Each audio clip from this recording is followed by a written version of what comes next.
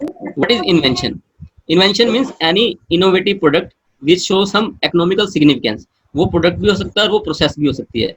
कोई ऐसी नई इन्वेंशन जो आपके प्रोडक्ट की इकोनॉमिकल सिग्निफिकेंस को इंक्रीज करे किसी भी न्यू फॉर्म के अंदर, उसको हम पेटेंट के लिए फाइल कर सकते हैं।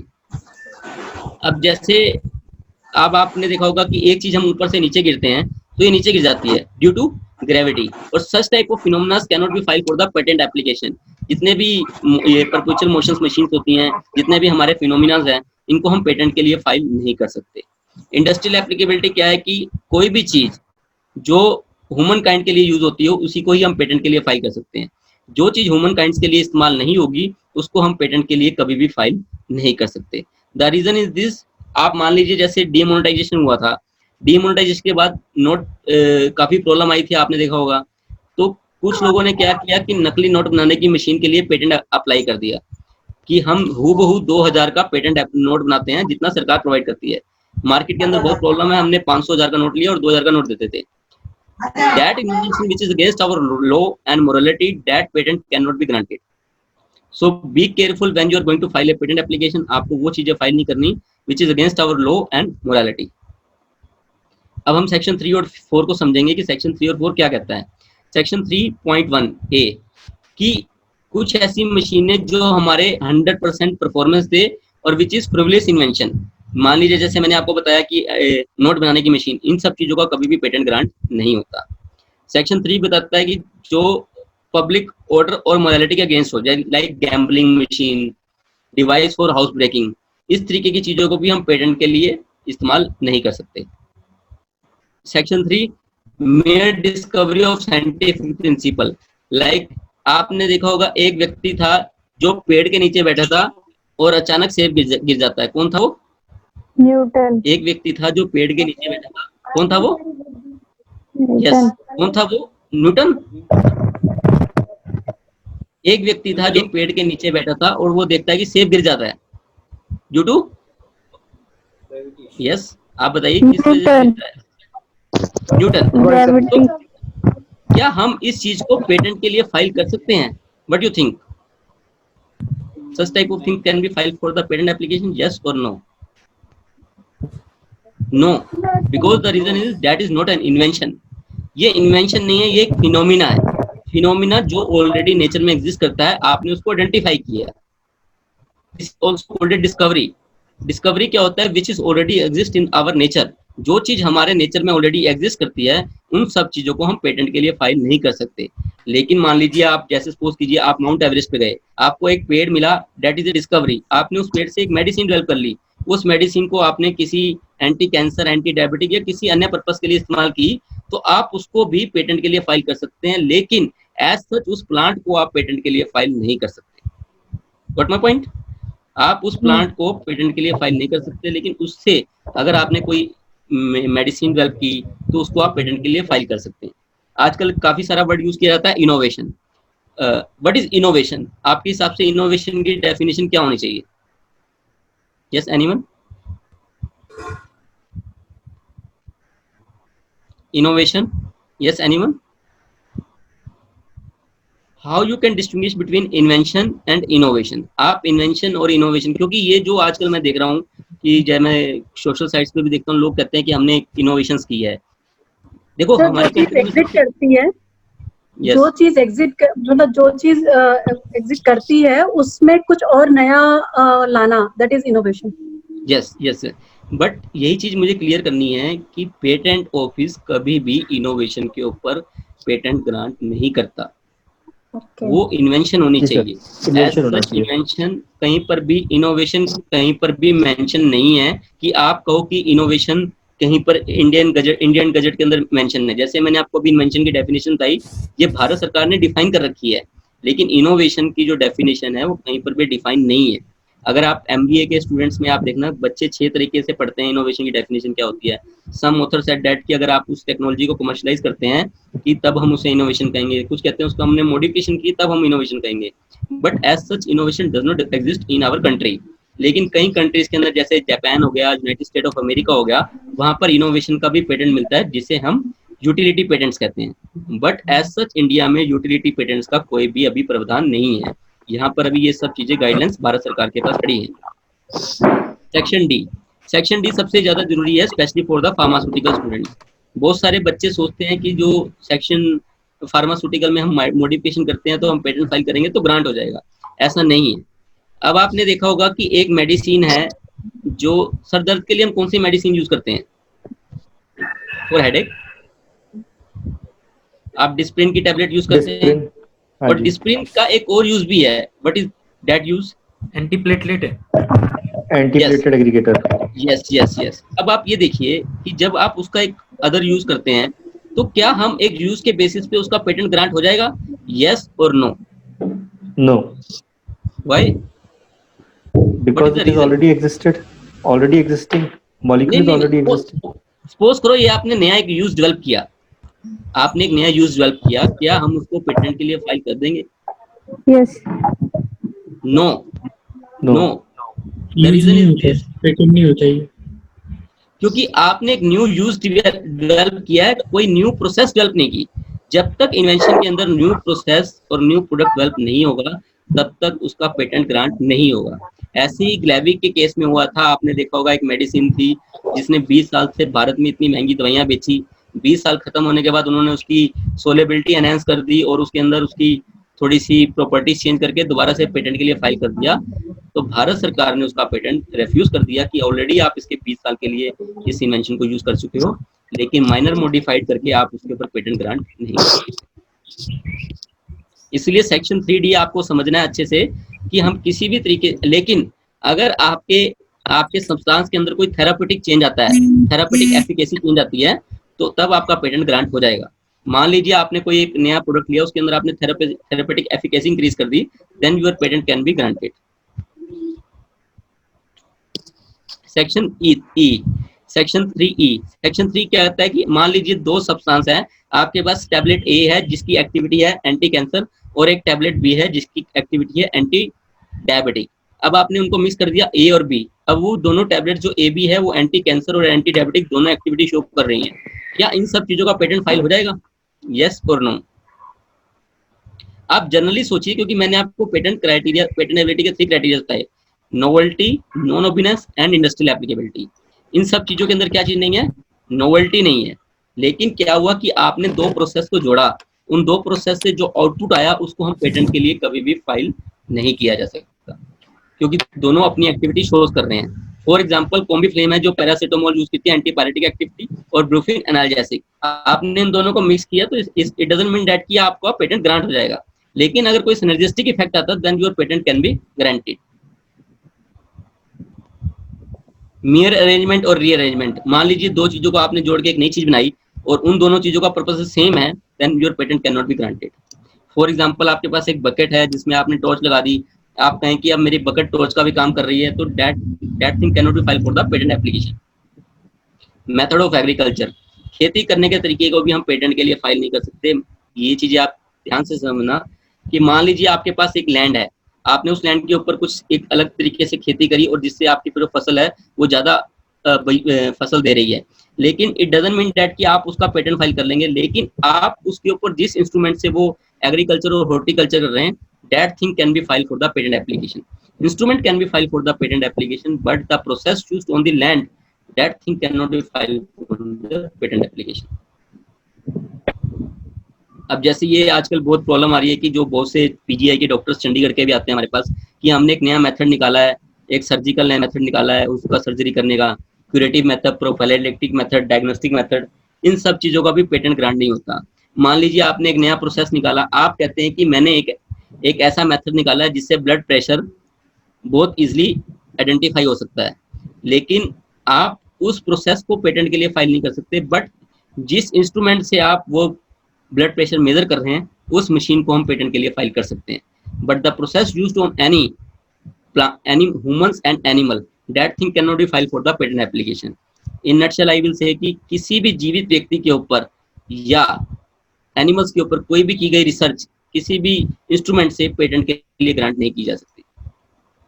ये जो सब चीजें हैं भारत सरकार ने बहुत सोच समझ के बनाई है, क्योंकि हमारी इंडिया के अंदर जो स्पेसिफिकली प्रॉब्लम्स आती हैं, जो दूसरी कंट्री के लोग हैं वो पेटेंट के लिए अप्लाई करते हैं, हमारी कंट्री में अप्रोक्सीमेट इतने पेटेंट एप्लीकेशन फाइल नहीं होते, इसलिए जो हमारा जो एक्ट है वो एक बैलेंस बनाया गया है दूसरी कंट्रीज के कंपैरिजन में कि यहाँ पर कोई भी कंट्री अपने राइट्स क्लेम ना करे।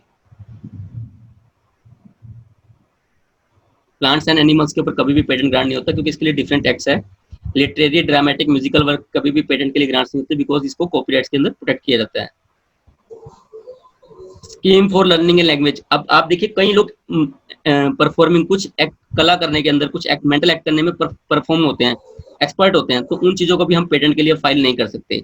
फॉर एग्जांपल आपने देखा होगा कई लोग होते हैं कि हम इस तरीके का प्रोसेस कर सकते हैं कि एक दिन में हम ये 50 ऑपरेशन कर सकते हैं। कई डॉक्टर कहते हैं कि हमारे पास ये एक एक्सपर्ट है हम इसी, इन सब चीजों को भी हम पेटेंट के लिए फाइल नहीं कर सकते। प्रेजेंटेशन ऑफ इंफॉर्मेशन, इनको भी हम कॉपीराइट के थ्रू प्रोटेक्ट कर सकते हैं, पेटेंट के अंदर नहीं आती। प्रेजेंटेशन ऑफ इंफॉर्मेशन पेटेंट के अंदर क्यों नहीं आती? What is the reason? Yes, what is the reason? आपको मैंने अभी बताया what is the reason. Presentation of information patent के अंदर नहीं आ सकती, व्हाट इज द रीजन? और या ये मेंटल एक्ट को भी हम पेटेंट के अंदर नहीं कंसीडर कर सकते, what is the reason? because it is not a product of intellect and it is just reproduction of information. Exactly यही रीजन है कि इसको हम पेटेंट के लिए फाइल नहीं कर सकते। ट्रेडिशनल नॉलेज, जितने भी हमारे आयुर्वेद, ऋग्वेद में लिखी हुई है, इन सब चीजों को भी हम पेटेंट के लिए फाइल नहीं कर सकते। जैसे आपने पढ़ा होगा यूएसए के अंदर टर्मरिक का पेटेंट ले लिया या नीम का पेटेंट यूरोपियन पेटेंट ऑफिस ने अप्लाई कर दिया। इट डजंट मीन दैट कि एज सच कि उन्होंने turmeric as it is patent के लिए फाइल कर दी। उन्होंने कुछ इंग्रेडिएंट्स अप्लाई किए थे, कुछ एक्टिविटीज अप्लाई की थी जिसके बेसिस पे उनको पेटेंट ग्रांट किया गया था। एटॉमिक एनर्जी, परमाणु बम बनाने की विधि को भी हम पेटेंट के लिए फाइल नहीं कर सकते as per section 4। So this is section 3 and 4 जिसमें हम बताया कि आपको सब चीजें कि पेटेंट किस चीज का नहीं हो सकता। And this is the anatomy of patent documents. सबसे पहले टाइटल ऑफ द इन्वेंशन ऊपर लिखी होती है यहाँ पर, inventor and location of the inventors. इसमें क्या होता है, जैसे आप रिसर्च आर्टिकल लिखते हैं सेम ऐसे ही होता है, बट इसमें डिफरेंस क्या होता है कि इसके अंदर एप्लीकेंट होते हैं और इन्वेंटर होते हैं। एप्लीकेंट मींस जिसने आपके ऊपर रिसोर्सेज लगाए। मान लीजिए आप किसी इंस्टीट्यूट में वर्क कर रहे हैं या किसी इंस्टीट्यूट में आप स्टूडेंट हैं, तो उस इंस्टीट्यूट का नाम एज एन एप्लीकेंट आएगा और आपका नाम एज एन इन्वेंटर आएगा। पेटेंट्स टेरिटोरियल राइट्स होते हैं। अगर आपने इंडिया में पेटेंट फाइल किया तो आपके अधिकार इंडिया तक रहेंगे। अगर आपको इंडिया से बाहर पेटेंट फाइल करना है then you can apply for patent cooperation treaty. Patent cooperation treaty क्या होता है? एक सिंगल विंडो सिस्टम होता है जिसके माध्यम से आप किसी भी कंट्री में पेटेंट फाइल कर सकते हैं। मींस इसके अंदर 180 कंट्रीज हैं। आपको सपोज करिए चाइना में, यूनाइटेड स्टेट ऑफ अमेरिका में या जापान में पेटेंट फाइल करना है तो आप इंडिया में बैठे पेटेंट एप्लीकेशन फाइल कर सकते हैं। ऐसा नहीं है कि आपको वहां जाना पड़ेगा, या आप डायरेक्टली उस कंट्री की पेटेंट ऑफिस की वेबसाइट पर भी जाके चेक कर सकते हैं। Foreigner can also apply for the patent application. 4 office in our country, Haryana, Punjab, Himachal से अगर आपको पेटेंट फाइल करना है then you can apply for patent office Delhi. Southern Chennai, Bhopal में भी patent office Mumbai, rest of India Kolkata. There are 2 types of specification, provisional specification and complete specification. What is the difference between provisional specification and complete specification? मान लीजिए आपके mind में एक idea है, क्या आप में से कोई बता सकता है कि आइडिया, आप आइडिया को कैसे डिफाइन करेंगे? What is idea? How you can define idea? Sir, it can be a theme on which a proposal can be made. So, can we file a patent application on the basis of idea? Provisional file कर सकते हैं sir? Yes, provisional patent application can be filed, but idea as such cannot be filed for the patent application. मान लीजिए आपके mind में एक hypothesis है, आप कहते हैं कि मैं ये रिसर्च करूंगा और मेरे पास ऐसे 15 पॉइंट्स आएंगे और आपने प्रोविजनल स्पेसिफिकेशन में वो पेटेंट एप्लीकेशन सबमिट कर दी, तो पेटेंट ऑफिस वो प्रोविजनल स्पेसिफिकेशन किसी से भी डिस्क्लोज नहीं करता, not even to their employees. उसके बाद क्या होता है कि आपको विद इन 12 मंथ्स आपको कंप्लीट स्पेसिफिकेशन पेटेंट ऑफिस में सबमिट करनी होती है। आपने जितने भी 15 पॉइंट्स बताए उसमें से अगर 10 पॉइंट्स भी आते हैं, 7 भी आते हैं, दैट इज ओके, बट अगर 16 पॉइंट्स आते हैं तो पेटेंट ऑफिस को आपको एक अनदर एक्स्ट्रा एप्लीकेशन फाइल करनी पड़ेगी कि आपकी इन्वेंशन जो है वो आउट ऑफ द स्कोप है। आपकी इन्वेंशन हमेशा विद इन द बॉक्स रहनी चाहिए, जो आपने इन्वेंशन फाइल की है प्रोविजनल में उससे बाहर नहीं होनी चाहिए, अदरवाइज आपको एक नेक्स्ट एप्लीकेशन उसके लिए फाइल करनी पड़ेगी। This is the stages of the patent application. सबसे पहले पेटेंट एप्लीकेशन फाइल होती है, आफ्टर 18 मंथ्स के बाद वो ऑटोमेटिकली पब्लिश हो जाएगी। लेकिन अगर आप चाहते हैं कि हमें अर्ली पब्लिकेशन चाहिए तो आप एक्स्ट्रा फीस देके उसको विद इन 1 मंथ में भी पब्लिश कर सकते हैं। विदिन 8 मंथ्स में आप कहेंगे कि अब हमारी एप्लीकेशन को एग्जामिन कर लिया जाए। एग्जामिन करने के बाद आपके पास रिपोर्ट आएगी, that is called first examination report. उसका आपने रिप्लाई करना है, विदिन 1 और 2 मंथ आपका पेटेंट ग्रांट हो जाता है। In between there are 2 type of opposition. जो पेटेंट ग्रांट होने से पहले होती है that is called pre grant opposition, and एक पेटेंट ग्रांट होने के बाद होती है that is called post grant opposition. What is the difference between pre grant and post grant? Pre grant opposition जो है वो कोई भी व्यक्ति फाइल कर सकता है। मान लीजिए आप फार्मास्यूटिकल के स्टूडेंट्स हैं, तो आपको फार्मास्यूटिकल क्या, mechanical, computer science, anybody can object you, but after the grant of the patent only interested parties can object you. Interested parties क्या है? मींस आप फार्मास्यूटिकल के पर्सन है तो आपको फार्मास्यूटिकल का ही पर्सन ऑब्जेक्ट कर सकता है। उसको एफिडेविट देना पड़ेगा कि भारत सरकार ने जो आपको पेटेंट राइट्स दिए उससे आप उसकी इन्वेंशन को किस तरीके से हार्म हो रहा है। वर्ल्ड वाइड फार्मास्यूटिकल में 11.5% पेटेंट एप्लीकेशन फाइल होती हैं। Where we are lacking, Bharat किस माध्यम से पीछे है? इंडिया में अप्रोक्सीमेट 52,000 पेटेंट एप्लीकेशन फाइल होती हैं। United States of America 6 lakh, China 7 lakh and Japan 3,44,000। How is the josh? How is the josh? High sir, high. High, very good. Indians का जोश हाई रहता है वैसे भी। And the thing is this कि where we are lacking, you can see now कि 6 lakh patent and 52,000 patent. अब हमारी कंट्री में जो 52,000 पेटेंट हैं उसमें से भी जो 80% एप्लीकेशन है वो मल्टीनेशनल कंपनीज फाइल करती हैं। नाउ यू कैन सी कि 130 करोड़ की जनसंख्या में मात्र 15,000 लोग हैं जो अपने आप को वैज्ञानिक कहते हैं और पेटेंट एप्लीकेशन फाइल की जाती हैं और पेटेंट। और इसमें चलो मैं आपसे एक क्वेश्चन पूछता हूँ, इंडिया में फार्मास्यूटिकल में कितने पेटेंट ग्रांट होते होंगे पर ईयर? बहुत कम लोगों को इसके बारे में जानकारी है। हमारे भारतवर्ष में फार्मास्यूटिकल में कितने पेटेंट ग्रांट होते होंगे? सर इस फिगर का मेरे ख्याल से 0.1% होगा। 0.1 भी नहीं सर, 0 है। नहीं, 0 नहीं है, 0 नहीं है। 50-60 होगा। मत करो। सबको आवाज आ रही है? हाँ रही सर। आप लोग अपना अपना माइक्रोफोन म्यूट कर लीजिए। सर कुछ पूछ रहे हैं, बस जब तभी जवाब देने के टाइम पे आप अनम्यूट करिएगा। फार्मास्यूटिकल में अप्रोक्सीमेट पर ईयर कितने पेटेंट ग्रांट होते हैं? Any guess? 10, 15, 20, 100, 500, 1,000, 2,000? 400 to 500। Only 250 approximate patent grant होते हैं per year in the case of pharmaceutical science including biotechnology। अब आप देखिए कि हमारी कंट्री इतनी बड़ी कंट्री है जिसमें इतने सारे रिसर्चर्स हैं, इतनी सारी यूनिवर्सिटीज हैं, इतने सारे रिसोर्स स्कॉलर्स हैं, still the patent application is very less. But अगर आप देखेंगे as compare to China, last 10 year से चाइना की पेटेंट एप्लीकेशन इतनी इंक्रीज हुई है कि उन्होंने यूएसए से भी ज्यादा patent application per year file करनी शुरू कर दी है। एक तरफ पूरे वर्ल्ड के पेटेंट और एक तरफ चाइना के पेटेंट इक्वल्स होते हैं। So why they are ruling other countries also, कि उनके पास टेक्नोलॉजी है वो अपनी टेक्नोलॉजी को प्रोटेक्ट करते हैं।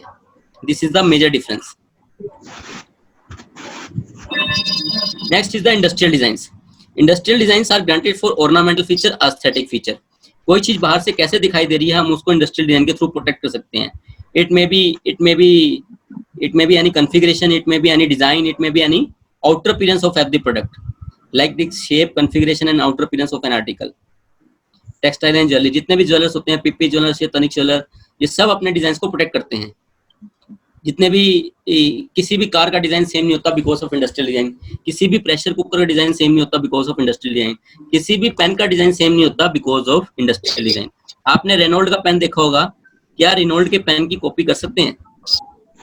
आपने लग्जर का पेन देखा होगा, क्या हम मार्केट के अंदर मारुति स्विफ्ट डिजायर का सेम डिजाइन लॉन्च कर सकती है कोई और कंपनी? नो।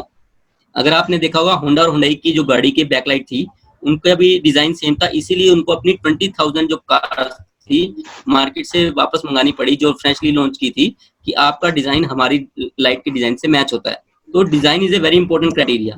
मैं मोस्टली फार्मास्यूटिकल स्टूडेंट्स को ये कहता हूँ कि आप चलो patent it is a very tricky things, आप कुछ ना कुछ इनोवेटिव डिजाइन लॉन्च करें। मतलब आप कोई किसी भी तरीके का डिजाइन, चाहे आप कोई इंस्ट्रूमेंट डेवलप कर रहे हैं, आप किसी भी तरीके का कोई भी काम कर रहे हैं। अभी मैंने एक पंडित बीडी शर्मा यूनिवर्सिटी है रोहतक के अंदर, वहां पे बच्चों को समझाया, तो उन्होंने टैबलेट का टेस्टिंग मेथड को जो एक स्ट्रिप के ऊपर यूज की जाती थी, उसको भी उन्होंने डिजाइन के लिए फाइल किया और वो ग्रांट भी हो गया। तो ये बहुत इजी है, ऐसा नहीं है कि इसके लिए आपको बहुत ज्यादा कुछ टेक्नोलॉजी इन्वॉल्व करनी है। आपको सिर्फ प्रोडक्ट की आउटर अपीयरेंस देनी है कि वही चीज बाहर से कैसे दिखाई दे रही है, उसके डिजाइन को आप फाइल कर सकते हैं। इसमें आपको सिर्फ फोटोग्राफ सबमिट करनी है और टाइटल देना है कि वो किस पर्पस के लिए यूज हो रही है। लाइक दिस, जितने भी कार्स हैं इनका सबका इंजन सेम होता है, लेकिन आउटर अपीयरेंस इज डिफरेंट। और इसकी जो गवर्नमेंट फीस होती है ओनली 1000 रुपीज होती है for individual, for micro small and medium enterprises 2000 and for large entity it is 4000 only.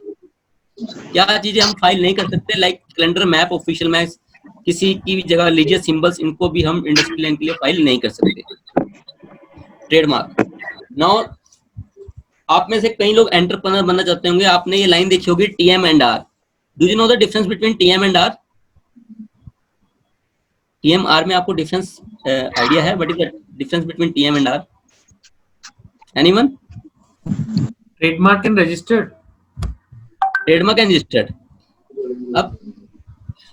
अब आपने देखा होगा कि हमारी कंट्री में बहुत सी ऐसी micro small and medium enterprises हैं जो पिछले 60 सालों से, आजादी के बाद से बिजनेस कर रही हैं, 70 सालों से, लेकिन still they people don't know what is the meaning of trademark.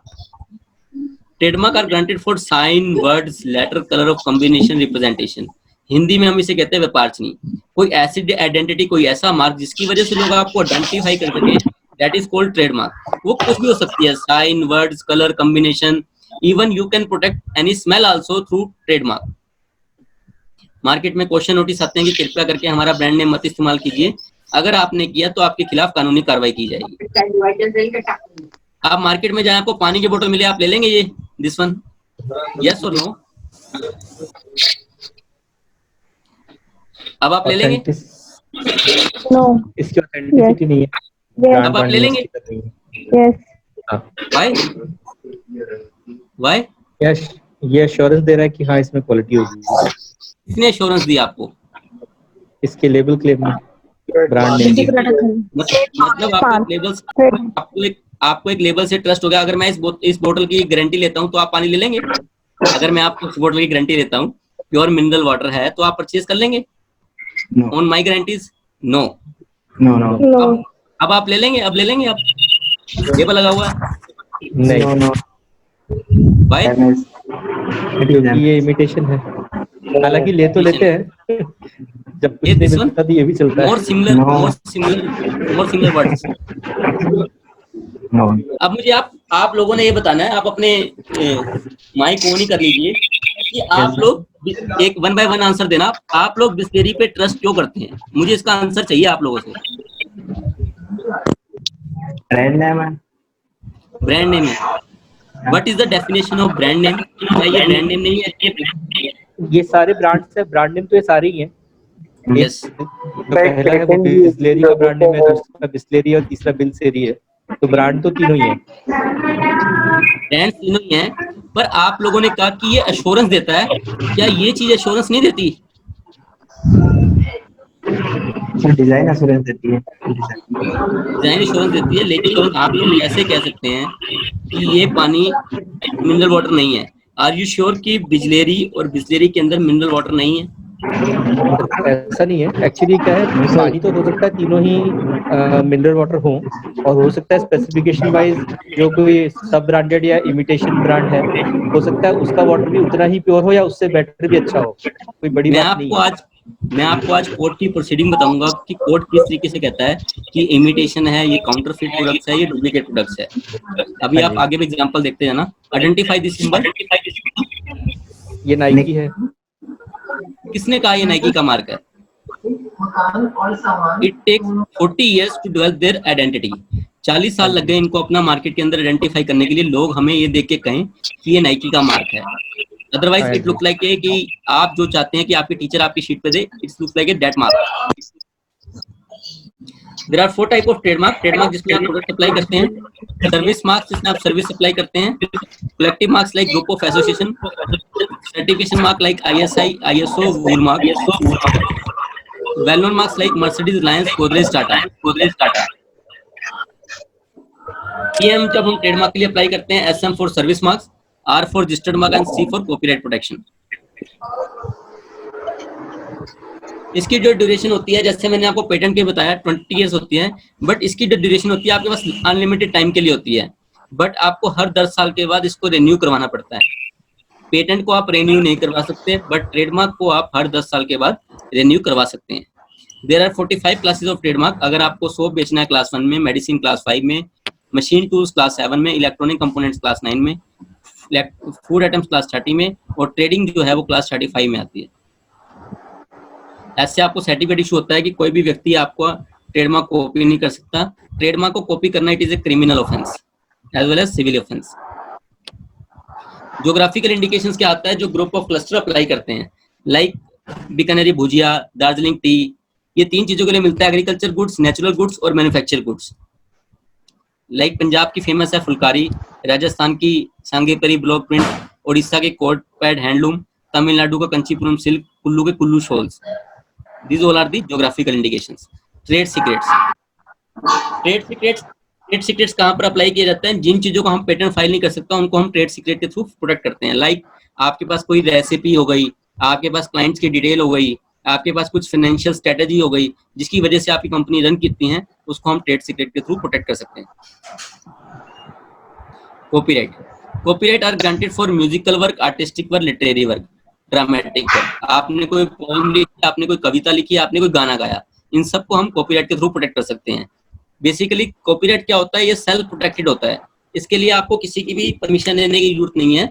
लेकिन अगर आप मान लीजिए कोई भी काम करते हैं और कोई व्यक्ति कहता है कि ये काम आपने जो चुराया है या कॉपी किया है ये मेरा सबसे पहले था, तो आपको ये प्रूफ करना पड़ेगा कोर्ट में कि सबसे पहले ये चीज किसने डेवलप की। For that thing you have to file for the copyright protection to government of India. Bharat सरकार आपको एक सर्टिफिकेट दे देगी कि ये सर्टिफिकेट से प्रूफ हो जाएगा कि सबसे पहले आपने दिया है। इसमें 2 टाइप्स के राइट्स मिलते हैं, moral rights and economic rights. अभी आपने देखा होगा महाभारत के अंदर लास्ट में खत्म होने के बाद हर एक की फोटो के नीचे नाम लिखा होता है, वो किस लिए लिखा जाता है, just because of the moral rights. और एक इंटरेस्टिंग एग्जांपल मैं आपको बताता हूँ। अभी आप रामायण देख रहे हो, तो रामायण में आप देखिए रामायण कितने साल पहले चली थी, तो किसने लिखा था रामायण को, जो आप देखते हैं टीवी के ऊपर, किसकी होती है, रामानंद सागर की। रामानंद सागर अब इतने सालों के बाद दोबारा टीवी के ऊपर रामायण दिखाएगी, तो आपको क्या लगता है कि उसकी रॉयल्टी रामानंद सागर को मिलेगी कि नहीं मिलेगी? यस और नो? Yes, anyone? दूरदर्शन को मिलेगी, अब दूरदर्शन के पास है। क्या उन टीवी जो रामायण दिखाई जा रही है, क्या उसके राइट्स अभी भी एग्जिस्ट करते हैं? यस और नो? नहीं, अब नहीं कर सकोगे, टाइम बहुत हो गया। और दूसरा है, अब दूरदर्शन ने ऑलरेडी परचेज कर रखा है रामानंद सागर से, तो अब वो दूरदर्शन के पास होंगे। ये सबसे बड़ा इंपॉर्टेंट क्वेश्चन है कि रामानंद सागर के राइट्स उसने परचेज कर रखे हैं कि नहीं कर रखे। मैं आपकी जानकारी के लिए बता दूं, एक एपिसोड के लिए 25,000 रुपए मिलते थे रामानंद सागर को, अब रहे नहीं, उनकी बेटी को, बट उन्होंने मना कर दिया कि हम ये रॉयल्टी नहीं लेंगे, वो that is a different matter. But copyrights के राइट्स अभी भी रामानंद सागर के बनते हैं। उन्होंने राइट्स दिए थे एक बार रामायण चलाने के लिए, ना कि बार बार रामायण चलाने के लिए। जब आपको एक किताब दी जाती है तो आप एक किताब खरीदते हैं 150 रुपए में, या सपोज कीजिए 150 रुपीज में, वो सिर्फ आपको एक किताब पढ़ने के लिए दी जाती है, ना कि फोटो कॉपी करने के लिए। You got my point? Means economic rights जो होते हैं वो रिक्रिएट्स हो सकते हैं, लेकिन मोरल राइट्स क्या होते हैं, जैसे फिल्म में मान लीजिए आज भी रामायण आ रही है या महाभारत आ रही है, उसमें जो भी किरदार हैं उनके नाम देने जरूरी है just because of the moral rights, वरना वो अधिकार, ये नेम देने मैंडेटरी है। मान लीजिए वो लास्ट में ये नेम नहीं देते तो उसके ऊपर वो केस भी हो सकता है कि आपने हमारी क्रिएटिविटी को हाइड किया, हमारे नाम आपने पब्लिकली डिस्क्लोज नहीं किए। ऐसी आपने 3 इडियट्स मूवी देखी होगी। 3 इडियट्स मूवी के अंदर जो उसके राइट्स थे वो चेतन भगत जी को जाते थे, लेकिन उन्होंने एक अपना एग्रीमेंट साइन किया था कि मैं इतने लमसम अमाउंट दूंगा और उसके बाद मेरे जो सारे राइट्स हैं वो आप ले लीजिए। लेकिन बाद में फिल्म ने बहुत पैसा कमाया तो उन्होंने कोर्ट में क्लेम किया कि इन्होंने मुझे मिसगाइड किया, तो कोर्ट ने कहा कि आपने एग्रीमेंट साइन किया और यू आर लिटरेट पीपल, और आपको पता है कि आपने कौन से एग्रीमेंट पे साइन किया है। तो सिर्फ उसका नाम दिया गया था as per moral rights, but उसको इकोनॉमिक राइट्स से कोई भी बेनिफिट नहीं मिले थे। इसलिए कभी भी कोई भी आप एग्रीमेंट साइन करें तो बी केयरफुल, कोई भी एग्रीमेंट आपने बिना पढ़े साइन नहीं करना। कोई भी एग्रीमेंट में हर एक क्लोज की अपनी इंपॉर्टेंस होती है, एक क्लोज की वजह से आपके ऊपर कोई भी एक्शन लिया जा सकता है। जैसे आप रिसर्च आर्टिकल में, सपोज करें मैं आपसे एक जनरल क्वेश्चन पूछता हूँ, शायद आप काफी लोग सुन भी रहे होंगे मुझे, ये जो मोस्ट ऑफ द रिसर्चर्स गलती करते हैं। जैसे मान लीजिए आपने एक आर्टिकल लिख, पहले मैं आपसे एक क्वेश्चन पूछता हूँ, आपके पास एक किताब है 15,000 रुपए की, आपने उसको 150 रुपए का कॉपी करवा लिया 150 रुपीज में, इज इट क्राइम और नॉट? क्राइम है। 15,000 की किताब को आपने 150 रुपए में कॉपी करा के पढ़ रहे हैं, इज इट क्राइम और नॉट? यस और no? Crime crime This is a crime. crime. मैं कुछ ऐसे क्वेश्चन पूछूंगा जो चीजें आप डेली रूटीन में करते हैं, जो गलती करते हैं आप। हमारे देश में लोगों को ये नहीं पता कि हम गलत कर रहे हैं कि सही कर रहे हैं, लोगों को अपने अधिकार ही नहीं पता। तो दैट आई वांट टू से कि क्या वो क्राइम है कि नहीं है? क्राइम है Yes, सर। sir. 15,000 की किताब को 150 रुपीज में कॉपी करना, इज इट क्राइम? ओके। अब आप एक गाने डाउनलोड करते हैं डिफरेंट ऐप से, उसको सुनना, इज इट क्राइम और नॉट? सुनना क्राइम नहीं है सर। तो फिर किताब पढ़ना क्राइम कैसे हो गया? सर जो कंटेंट हमने किसी साइट से डाउनलोड किया है, अगर हमने उसको परचेज करके डाउनलोड किया है तो it can not be crime. इन सबके आंसर मैं लास्ट में दूंगा आपको। चलो अब आपने कहा कि थीसिस, मान लीजिए आप एक रिव्यू आर्टिकल लिखते हैं, आपने एक रिव्यू आर्टिकल 25 से 30 रिसर्च आर्टिकल से आपने, रेफरेंस आर्टिकल से लिया। मान लीजिए आपने जो उसका कंटेंट था वो तो मॉडिफाई कर दिया अपनी लैंग्वेज में, बट जो डायग्राम थी, उसकी फोटोग्राफ थी उसमें कुछ, वो आपने एज इट इज उसके ऊपर अपलोड कर दिया अपने रिव्यू आर्टिकल में, और सिर्फ रेफरेंस लिख दिया।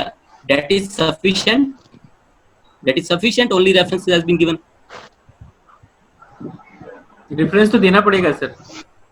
नहीं, क्या रेफरेंस देके आप किसी की भी इंटेलेक्चुअल्स को अपने पर्पस के लिए यूज कर सकते हैं? Is it okay? सर अगर उस पे permission to be taken prior, अगर ऐसा लिखा है कि reproduction of images can be done on prior notice है, prior permission of the original producer, लिखा है चाहे नहीं लिखा, आपको एवरी टाइम वहां से परमिशन लेनी चाहिए। लेना है। मैं आपको इसलिए बोल रहा हूँ क्योंकि मैं डेली रूटीन में ऐसे केसेस से डील करता हूँ। आपने देखा होगा, मान लीजिए आपको कोई फोटोग्राफ चाहिए होती है, तो आप क्या करते हैं, गूगल के ऊपर सपोज कीजिए आपको माइक्रोस्कोप की फोटोग्राफ चाहिए, तो आप माइक्रोस्कोप लिखेंगे, इमेज पे क्लिक करेंगे, तो आप उस फोटोग्राफ काफी सारी आ जाती है। आपने एक वेबसाइट नहीं बनानी है माइक्रोस्कोप से रिलेटेड, तो आप उस फोटोग्राफ को एज इट इज उसके ऊपर अपलोड कर देंगे। आप कोई नहीं देखते कि वो कॉपीराइट वायलेशन है कि नहीं है। समटाइम क्या होता है कि वो जो कॉपीराइट आपने फोटोग्राफ ली है, वो कॉपीराइट का वायलेशन हो सकता है। एक फोटोग्राफ की वजह से कई लोगों को 5-5 लाख रुपए जुर्माना भी पे करना पड़ा है, just because of one photograph. So be careful, कभी भी आप फोटोग्राफ देखें। जैसे आपने एक रिसेंट केस भी देखा होगा, मैं अभी आपको, अगर यहाँ पर आपको डिस्प्ले होगा, आपने देखा होगा एक मोंकी का केस था, मोंकी कॉपीराइट का। जैसे आप सपोज कीजिए अभी नीलेश सर मेरा लेक्चर ले रहे हैं, तो नीलेश सर की रिक्वेस्ट में मैंने लेक्चर दिया, तो इस पे जो लेक्चर रिकॉर्ड कर रहे हैं नीलेश सर, तो इस पे अधिकार किसका है? नीलेश सर का, मेरा, या फोटोग्राफ आप सबकी आ रही है सबका? राहुल त्रेजा सर का। ये आप सोच के, बिल्कुल सोच के बताइए कि नीलेश सर ने कहा कि मैं लेक्चर, सर राहुल सर का। कॉपीराइट तो आपका ही है सर, लेकिन विद द परमिशन ये सारी चीजें की जा रही हैं। सपोज कीजिए आपने परमिशन नहीं ली, चलो आपने तो पूछ लिया मुझसे, आपने परमिशन नहीं ली। अब जैसे ये मोंकी राइट आप फोटोग्राफ देख रहे होंगे, ऐसे ही एक व्यक्ति जू के अंदर, यूएसए के अंदर फोटो खींचने गया किसी जू के अंदर। अब उसमें क्या हुआ कि कुछ मोंकीज ने इसके ऊपर अटैक कर दिया और उनसे उसका कैमरा छीन के ऐसे फोटोग्राफ क्लिक करनी शुरू कर दी, जैसे आपको दिख रही है डिस्प्ले में। तो उसके बाद क्या हुआ कि ये व्यक्ति वापस आया, तो उसने अपने मेमोरी कार्ड से, डिस्प्ले नहीं आ रहा? नहीं, डिस्प्ले आ रहा है, पीपीटी है सिर्फ। पीपीटी आगे बढ़ाइए सर, ये नहीं बढ़ रही है। पीपीटी पे नहीं है, मैंने गूगल पे खोली है, एक मिनट होल्ड करें, फिर आप, मैं उसको कॉपी करता हूँ पीपीटी। सर आप स्क्रीन शेयर कर लीजिए गूगल को स्क्रीन शेयर कर लीजिए सर, वापस से शेयर स्क्रीन में जाइए और वो कर लीजिए सर।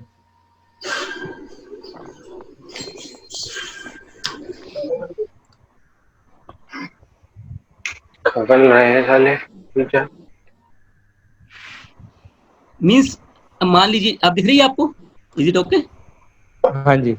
हाँ सर, ये जो मोंकी की फोटो है, ऐसी काफी सारी फोटोग्राफ्स उसने क्लिक की इस मोंकी की, बहुत वायरल है। वायरल होगी। अब आपने ध्यान से सुनना है, ये जो इंटरेस्टिंग केस है यूएसए का। अब इस पे क्या हुआ कि जिस व्यक्ति ने इसकी फोटोग्राफ कॉपी की, उसने अपने फेसबुक के पोस्ट पे डाला कि मैंने ऐसे ऐसे हुआ था, मेरे साथ ऐसे इंसिडेंस हुआ था, और मैंने ये इस फोटोग्राफ्स के मास्क बनाए, इस फोटोग्राफ के फोन के कवर बनाए, इस फोटोग्राफ के मैंने पेंटिंग सेल करी, और मेरे को इससे काफी रेवेन्यू जनरेट हुआ क्योंकि इसके कॉपीराइट के राइट्स मेरे पास थे। तो जब ये सब चीजें पढ़ी गई, तो आपको पता है कि एनिमल्स के ऊपर कोई भी अत्याचार होता है तो कौन सी ऑर्गेनाइजेशन उठ के आती है? पेटा। पीटा। पीटा ने कहा कि फोटोग्राफ तो बंदर ने खींची थी, तो अधिकार जो हैं बंदर के बनते हैं। तो एज पर योर ओपिनियन, इसमें कॉपीराइट्स के राइट्स किसके पास जाएंगे? कैमरा फोटोग्राफर का था, वो फोटो खींचने गया था, वहां पर मंकी ने अटैक किया, मंकीज ने फोटोग्राफ खींचनी स्टार्ट कर दी, और जिससे काफी ऐसी ऐसी सेल्फीज आ गई, काफी सारी सेल्फीज ली थी उसने। तो इसके केस में उन्होंने यूएसए की कोर्ट में, हाई कोर्ट में अपील कर दी कि इस व्यक्ति ने, पीटा वालों ने, कि इस व्यक्ति ने जितना भी पैसा कमाया है कॉपीराइट से, वो सब हमें दिया जाए। तो आपके हिसाब से वन बाय वन मुझे बताते हैं कि किसका अधिकार बनता है? फोटोग्राफर का। फोटोग्राफर का, जिस मोबाइल से उसने, जिससे फोटो खींचा। अब जैसे नीलेश सर मेरी रिकॉर्डिंग कर रहे हैं, कैमरा में यूटिलिटी नीलेश सर की है, राइट्स नीलेश सर के हैं। इसमें क्या होगा, जो अगर सपोज करें ये मेरी परमिशन के बिना कमर्शलाइज नहीं कर सकते, इस लेक्चर को कहीं पर भी पब्लिकली डिस्प्ले नहीं कर सकते, ये सिर्फ रिकॉर्डिंग की परमिशन दी गई है। बट कहीं पर भी ये लेक्चर देंगे तो as per my name is देना मैंडेटरी है, that is because of moral rights, that is called नैतिक अधिकार। नैतिक अधिकार क्या होता है कि आपने कोई भी क्रिएटिविटी में पार्ट किया, तो उस क्रिएटिविटी में आपका नाम देना मेंशन है। आपने देखा होगा फिल्म खत्म होती है, लास्ट में नंबरिंग आती है बहुत सारी, that is because of the moral rights. वो सब नैतिक अधिकार के दायरे में आते हैं। इसलिए किसी भी क्रिएटिविटी को, आप कोई भी फोटोग्राफ्स को आपने ऐसे उठाना नहीं है। अब आप कोई भी किताब 15,000 की किताब 150 रुपए में पढ़ते हैं, यस सर? सर यदि जैसे YouTube पे बहुत सारे वीडियोस होते हैं, उस वीडियोस को डाउनलोड किया और उसमें अपना नाम और लोगो चिपकाया और अपना काम किया और फिर वापस से अपलोड कर दिया, ये भी वायलेशन में है। ये टोटल वायलेंस है, इट इज एन ऑफेंस। एक गाना चल रहा है आजकल कोरोना का, सारे सेलिब्रिटी के ऊपर है, वो गाना भी लोग रिकॉर्ड करके बाकायदा अपने वीडियो के साथ में शेयर करके बैकग्राउंड में चला के अपलोड कर रहे हैं। तो ये भी तो अभी ये गाना वैसे नहीं है, ये गलत है, गलत है, ये सब वायलेशन है। आप सर आजकल यूट्यूब एनालिसिस करता है, अगर उसको कोई डेटा रिपीट दिखता है तो वो बाकायदा वार्न कर देता है कि दिस इज अंडर वायलेशन फलाना ठिकाना, तो यूट्यूब पे अपलोड नहीं होता। और फेसबुक पे भी सर रिसेंटली ये वाला फीचर स्टार्ट हो गया है। That is a different thing. मान लीजिए आपने लेक्चर ही दे दिया किसी की पीपीटीज डाउनलोड करके, देन आपने सिर्फ लेक्चर दिया, और उस lecture that is for the study purpose. किसी भी किताब को आप स्टडी पर्पस के लिए, क्रिटिसिज्म के लिए, रिव्यू के लिए पढ़ सकते हैं। आपने देखा होगा बहुत सारे जर्नलिस्ट होते हैं, जर्नलिस्ट कोई भी किताब को उठा के उसको क्रिटिसाइज कर सकते हैं, किसी भी न्यूज को पढ़ के दोबारा से उसके ऊपर रख सकते हैं, उनके पास राइट्स होते हैं। लेकिन आप उसको किसी भी कमर्शियल पर्पस के लिए पढ़ नहीं सकते, दैट मस्ट बी क्लियर। अगर आपने कोई भी कमर्शियल एक्टिविटी करी तब आपको उसके राइट्स नहीं मिलेंगे। ऐसे ही दिल्ली यूनिवर्सिटी के बाहर हुआ था, वहां पर कई किताब बिकती थी और उन्होंने क्या किया, स्पाइरल बाइंडिंग करके बेचनी स्टार्ट कर दी। तो उसके बाद फोटोग्राफर को, फोटोस्टेट वाले को पकड़ लिया था, और फोटोस्टेट वाले ने कहा था कि सर मैं 1 रुपया लेता हूँ फोटोकॉपी करने का, मैं फोटोकॉपी करूँ या कॉपीराइट देखूँ। तो कोर्ट ने उसको 6 महीने रखने के बाद छोड़ दिया था, और कोर्ट ने डिसीजन दिया था कि कोई भी काम अगर आप स्टडी पर्पस के लिए करते हैं तो वो अलाउड है। But in the case of research article और रिव्यू आर्टिकल, किसी की फोटोग्राफ आप ऐसे उठा के मत पेश कीजिए, चाहे उस पर परमिशन लिखिए चाहे नहीं लिखिए, आपके पास रिटर्न परमिशन होनी चाहिए, तभी आप उसको यूज कर सकते हैं। मैं आपको नाम नहीं बता सकता, CSIR की एक लैब है जिसके अंदर 135 साइंटिस्ट के ऊपर कॉपीराइट का वायलेशन का केस चल रहा है जून 2019 से, और उन्होंने 255 रिसर्च पेपर उठा के कॉपी करे हैं या मैनिपुलेशन किए। मतलब आप देख लीजिए, इतनी बड़ी ऑर्गेनाइजेशन के अंदर उसकी एक बाकायदा पूरी कमेटी बनाई गई, और जिसमें एक CSIR का एक्स डायरेक्टर भी इन्वॉल्व है। तो नाउ यू कैन इमेजिन कि अगर उन लोगों के ऊपर ऐसे एक्शन हो सकते हैं, तो आपको भी कोई भी चीज़ का कॉपीराइट एक ऐसा ऑफेंस है कि हम लोग गलती से उठा लेते हैं, हम लोगों को ज्ञान नहीं होता कि ये सब चीज़ें कर सकते हैं कि नहीं कर सकते। सो बी केयरफुल, बी अवेयर। कोई भी चीज़ आप, कोई भी ऐप आपने देखा होगा, बहुत सारी आप ऐप डाउनलोड कर लेते हो, और एक ऐप आती है जैसे आपने देखा होगा ट्रू कॉलर। ट्रू कॉलर सबसे ज़्यादा आपका डाटा उठाती है। अगर आप ट्रू कॉलर पे जाओगे, वो आपसे कहेगी कि क्या मैं आपके कैमरे की परमिशन ले सकता हूँ। आप उसे मना कर दो, वो नाराज हो जाएगा, वो इंस्टॉल नहीं होगा। अब आपने कभी सोचा कि ट्रू कॉलर को आपके कैमरे की परमिशन से क्या लेना है? क्या ट्रू कॉलर ने आपको कैमरा अपलोड करना है, चलाना है? बट वो सारे राइट्स मांगता है आपके फ़ोन के। अगर आपको लगता है कि आपकी ईमेल आईडी सिर्फ आप ही पढ़ते हैं, ये सिर्फ आपके मन का वहम है। आपकी ईमेल आईडी, आपके फ़ोन के अंदर जो फोटोग्राफ्स हैं, ये बाकायदा देखी जाती हैं। जितनी भी ऐप्स आपने डाउनलोड किए हुए हैं, उसके पास परमिशन होती हैं कि आपकी फोटोग्राफ्स को देख सकें। इवन कि जब आपका फ़ोन स्विच आपने लॉक भी लगाया होता है, तब भी आपके कैमरे को ऑन करने की परमिशन उनके पास होती है, क्योंकि वो आपने रिटर्न में उनकी प्राइवेसी को अलाउ कर रखा है। अभी आप देखते होंगे, जब आप जीमेल खोलते होंगे तो एक ईमेल आती होगी कि गूगल ने अपनी प्राइवेसी रिवाइज की, तो आप सोचते होंगे कर दी तो हमें क्या मतलब है, हमारी ईमेल चलनी चाहिए, दैट इज मोर इम्पोर्टेंट। लेकिन कभी भी आपने उनकी प्राइवेसी पढ़ी नहीं कि उन्होंने आपका कौन सा डाटा यूज़ किया। अगर आपने पीछे एक कन्वर्सेशन सुनी होगी, मैंने अपने फेसबुक पे शेयर भी की थी, कि जब गूगल वालों से पूछा गया यूएसए की कोर्ट के जज ने कि मैं यहाँ स्टेज पे बैठा हूँ, तो ये बात भी आप लोगों को पता है कि मैं यहाँ स्टेज पे बैठे आप किससे बात कर रहा हूँ, मैं उधर जाऊँगा तो आपके फ़ोन को ये भी पता है। आप उसकी कन्वर्सेशन सुनना गूगल के सीईओ की, वो उनके आंसर दे भी नहीं पा रहा कि वो क्या कहे, क्योंकि ये सब जो चीज़ें हैं, और ये तो बात है अदर कंट्रीज़ की, और भारत में तो ऐसी कोई पॉलिसी ही नहीं है, कोई ऐसा लॉ ही नहीं है जिससे अगेंस्ट एक्शन लिया जाए। शायद आपको नहीं पता होगा, भारत में इसके अगेंस्ट, डाटा प्रोटेक्शन के अगेंस्ट कोई पॉलिसी नहीं है कि इस चीज़ को अगेंस्ट एक्शन लिया जाए। So be careful when you are using any app. फालतू की ऐप कोई भी मोबाइल फ़ोन में मत अपलोड किया करें, कि अगर आपके यूज़ की नहीं है तो उसको अनइंस्टॉल कर दें। अभी शायद, वैसे मुझे कहना नहीं चाहिए, गवर्नमेंट की एक वेबसाइट है, नई ऐप अपलोड करने के लिए बोला उन्होंने। उससे क्या होता है, आपकी सारी इन्फॉर्मेशन चली जाती है, और उसमें आपका इंटेंशनली आपका ब्लूटूथ ऑन किया जाता है। अब ब्लूटूथ ऑन आपने कर दिया, उससे परमिशन मांगी जाती है कि आसपास के एरिया में अगर कोई वर्कर या कोई हेल्पर आपके पास मिलता है तो उससे आपको हेल्प मिल सकती है। दैट इज उसका एक प्लस पॉइंट है, बट उसके नेगेटिव पॉइंट्स भी बहुत है। अगर आसपास आपके कोई हेल्पर मिल गया तो दैट इज ओके, बट आसपास कोई हैकर मिल गया तब भी बहुत बेनिफिट हो जाएगा। आपका सारा फोन का डाटा लूज हो सकता है और सारी इन्फॉर्मेशन आपकी कहीं पर भी लीक हो सकती है। सो this is all about cyber crime and all this thing, copyrights violation. Thank you so much. If you have any question about intellectual property, this is about basic of IPR. ये सब कुछ basic था, general था, details में कभी आपको बताएंगे कि what is IPR. Thank you so much. If you have any question you are free to ask me.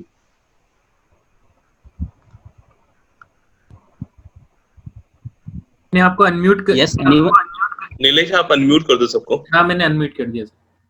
Sir मेरा क्वेश्चन है कि जैसे सपोज हम बात कर रहे हैं ड्रग्स की, तो उसमें जैसे डाइक्लोफेनेक है, तो प्लेन डाइक्लोफेनेक, और अगर मैं उसको सॉल्ट फॉर्म में कन्वर्ट करती हूँ तो is it patentable?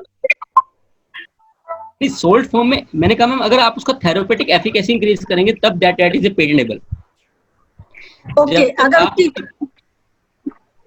Therapeutic efficacy increase नहीं होगी तो उसका पेटेंटेबल फाइल नहीं हो सकता, पेटेंट के लिए फाइल नहीं कर सकते। मतलब पेटेंट फाइल तो हो जाएगा बट ग्रांट नहीं होगा। ओके सर एक मिनट, ये आप शेयर स्क्रीन को ऑफ कर दीजिए प्लीज, थोड़ा सा, बाकी पार्टिसिपेंट भी देख लेंगे।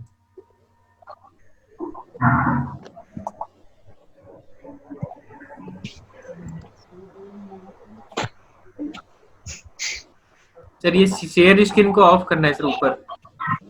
किसे, मुझे? नहीं सर, और जो हम कॉम्प्लेक्स फॉर्मेशन करते हैं वो भी पेटेंटेबल है क्या? क्या चीज मैम? जैसे पोविडोन आयोडीन है, तो वो अलग, जैसे वो कॉम्प्लेक्स फॉर्म में कन्वर्ट हो गया है, तो उनमें दो एक्टिविटी को हमने कंबाइन किया है, तो वो भी पेटेंटेबल की कैटेगरी में आता है क्या? नहीं, वो मियर रीअरेंजमेंट में आ जाएगा, वो भी पेटेंटेबल नहीं होगा। वो भी मियर रीअरेंजमेंट में आ जाएगा। और जो सबसे इम्पोर्टेंट चीज है कि जब भी आप पेटेंट फाइल करने जाएं, सबसे पहले आपने पेटेंट लिटरेचर सर्च करना है। उसके लिए कुछ वेबसाइट्स हैं like patent scope, Indian patent office. कोई भी पेटेंट अगर आपने फाइल करना है तो आपने बिना पेटेंट सर्च के फाइल नहीं करना है। पेटेंट ग्रांट होना it's not an difficult task. Patent बहुत आसानी से मिल जाता है अगर आपने पेटेंट पैराट सब अच्छे से की हो।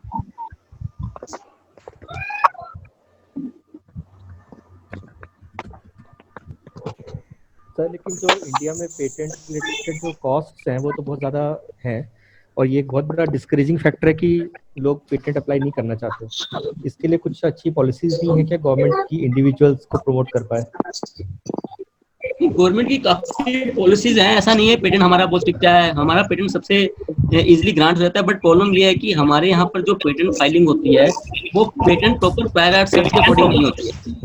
अब बहुत सारे लोग पेटेंट फाइल करते हैं जो ऑलरेडी रिसर्च वर्क हुआ होता है या हमारे पब्लिक डोमेन में ऑलरेडी अवेलेबल होता है, इसकी वजह से हमारे पेटेंट ग्रांट नहीं होते। मेरे पास बहुत सारे ऐसे साइंटिस्ट आते हैं जिन्होंने पहले रिसर्च पेपर पब्लिश किया होता है, वो जान के मुझे बताते नहीं है, पेटेंट एप्लीकेशन फाइल कर देते हैं। फिर उसके बाद क्या होता है, जब वो पेटेंट की एग्जामिनेशन रिपोर्ट आती है उसमें उन्हीं का रिसर्च आर्टिकल उसी में निकल जाता है, जिससे वो पेटेंट कभी भी ग्रांट नहीं होता।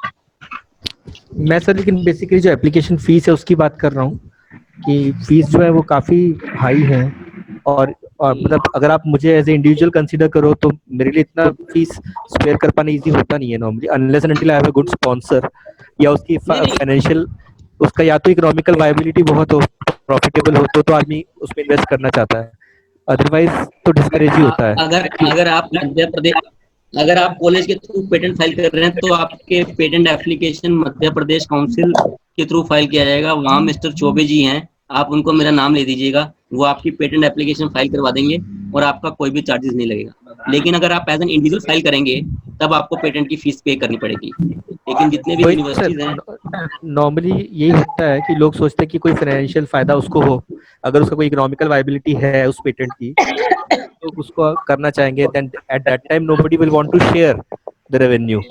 तो उस केस में तो इंडिविजुअल्स इसलिए डिस्करेज होते हैं, मेरे को ऐसा, ये मेरा पर्सनल ओपिनियन है, बाकी यू में डिफर। मैं भी आपको पर्सनल बताता हूँ, जब तक अगर पेटेंट की आपकी कोई कमर्शियल वैल्यूएशन नहीं है तो आपको पेटेंट फाइल करना भी नहीं चाहिए।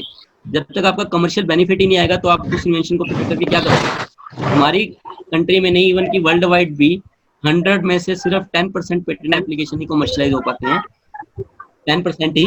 90% पेटेंट जो है सिर्फ वो ग्रांट के लिए प्रोसीड की जाती है। इसलिए कभी भी आप पेटेंट एप्लीकेशन फाइल करें, जब तक वो ग्रांट नहीं होता, जब तक वो कमर्शलाइज नहीं होता तो उसको बेनिफिट फाइल करने को बेनिफिट है नहीं। We are running short of time. आप जो भी पूछना चाहते हैं 5 मिनट के अंदर पूछ लीजिए।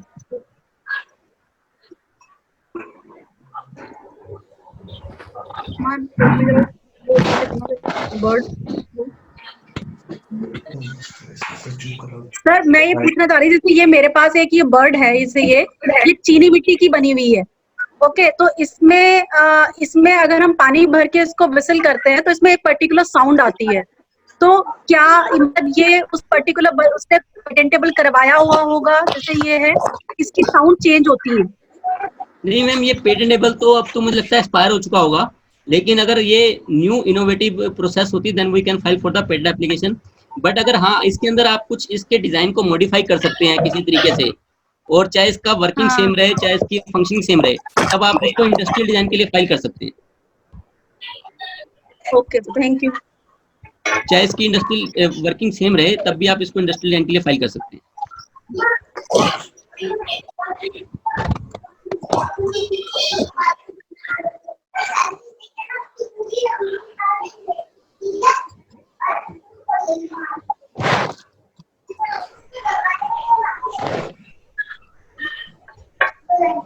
Thank you sir. Payal madam, it's over to you.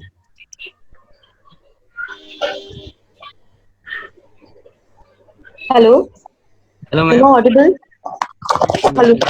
Rahul sir, thank you so much for sparing your time with us. आपका depth topic में so vast, and even on this platform you made this session so interesting, so interactive.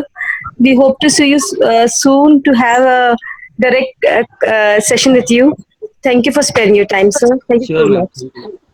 Thank you ma'am, thank you ma'am, thank you sir. Thank you, sir. Thank you. Thank you, sir. आप अपने reaction time पे तालियां बजा Thank you, सकते हैं, image भेज के like this.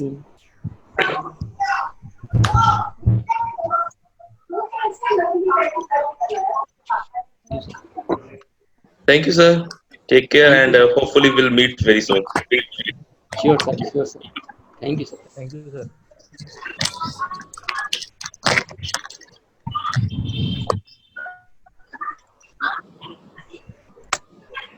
Thank you all participant who is sparing the time with us, and I'm end the meeting. Thank you.